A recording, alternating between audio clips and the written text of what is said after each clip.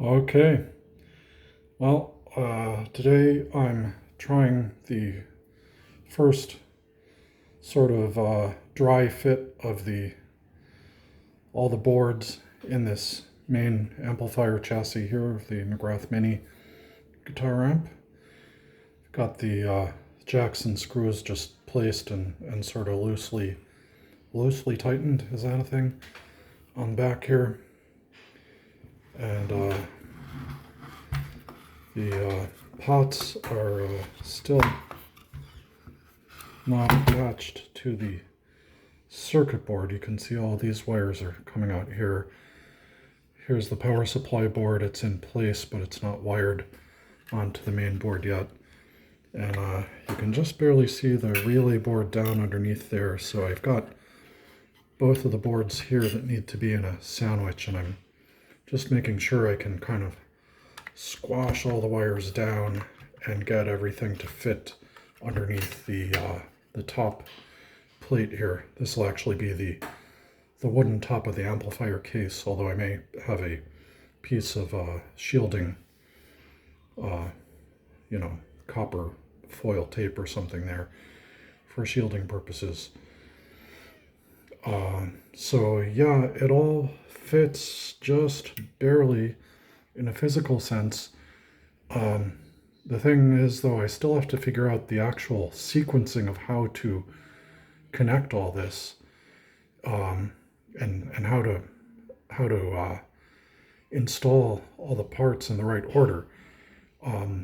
The jacks and switches kind of have to go in first while the board's still sticking out a little bit, and then I'll have to screw down the tube sockets, which are under here, of course, but I'll have to get to the top to screw those into place, and then kind of fold the board down, and the pots will be dangling off the board. At least that's what I'm planning to do. And then I'll have to insert them through and tighten them down, and then kind of bring everything into position. So it's going to be pretty tight. And I've got these uninsulated wires on the pots because I was figuring it's going to be real short runs where there won't be any danger of anything shorting out, and it just makes it easier to work with, not having all that insulation to strip and melt with the soldering iron and all that. But I may have to change this because I'm going to need some kind of wiggle room, and I may kind of need to put the pots in before the board is fully seated in there. So I may have to have longer insulated wires on the pots.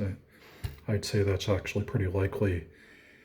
And I may even have to use stranded wire, which I don't prefer to work with, but it may make it easier if there's more flexibility there.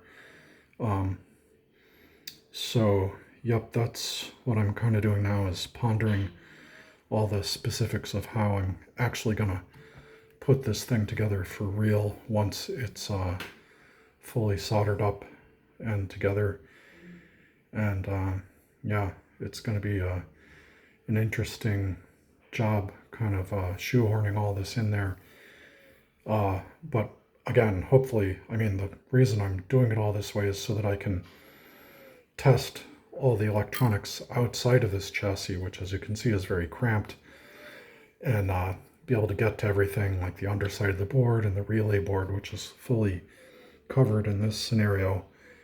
And so power it all up and make sure it all works, and then stick it all in here as a single cohesive unit. So yep, that's what we're looking at. But this is the first dry fit. At least it all physically fits. I'm glad. Like, my clearance here between these capacitors and the board and the width of everything just very much barely fits. It's about as tight as anything really wants to be. So we'll see. But yeah, it's looking possible, but not easy, shall we say. But that's the scenario for now. Boop.